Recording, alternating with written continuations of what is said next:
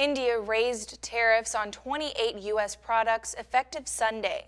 Some levies increased to as much as 70%, and India previously told the World Trade Organization that the goods are worth around $241 million. India first announced plans to increase the tariffs last year after the U.S. increased import duties on some Indian products, but the increase kept being put off as the countries held trade talks. India had been designated as a beneficiary developing country since 1975.